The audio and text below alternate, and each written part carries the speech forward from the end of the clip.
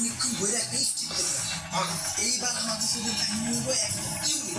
দুনিয়ার কোনো ছবির লগে এই ছবির কাহিনী মিলব না। ছবির নাম হইব মাইকি নাকি।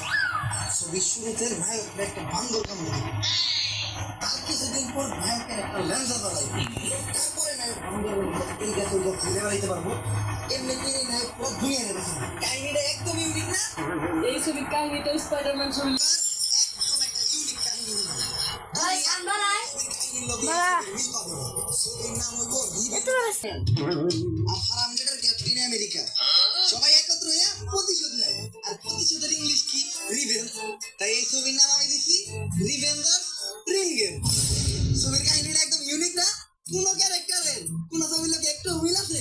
মিল খুঁজে পাবি না। পুরাটাই তো মিল।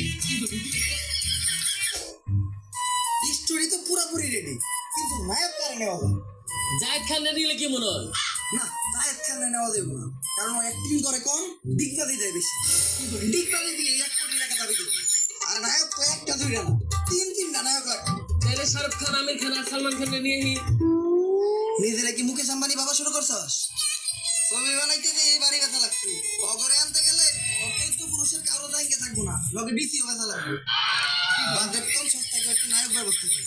আমি ক্যামেরাম্যান, মেকআপ আর্টিস্ট আর বাদবাকি সবকিছুর ব্যবস্থা করতেছি। সস্তায় অ্যাক্টর গুলারে নিয়েছি। সবাইরে অ্যাক্টিং করানোর আগে আমি একবার অডিশন নিয়ে দেখি। আরে আপনি কাকে না? বাতিজে আরে কাকা, আপনার তো আমি চিনি, আপনি কঠিন অ্যাক্টিং করেন। আপনার অডিশন দেওয়া লাগবে না, আপনি পাস। ঠিক আছে বাতিজে, কিন্তু আমার একটা শর্ত আছে, আমি রাত্রিবেলা শুটিং করতে পারবো না। কেন কাকা? রাইতে বেলা শুট করলে কি সমস্যা? ওইটা তোমার কাকি রেজি গাইও। কাকা, আপনি সব কিছু এরকম কাকি রেটা নেন কে? ওইটাও তোমার কাকি রেজি গাইও। তাইলে কাকা আপনার আর এই ছবিতে অ্যাক্টিং করতে হইব। কে বাতিজে? ওইটাও আপনি যে কাকি রেই দিবেন। এই সমস্ত আজে বাজে সস্তা ছবির একটি আমারে দেইব না। এসে আমি 8 মিনিটের শর্ট ফিল্ম বানাই গে, ওইটাই ভালো। টেহা দিক বানা দিক মজা।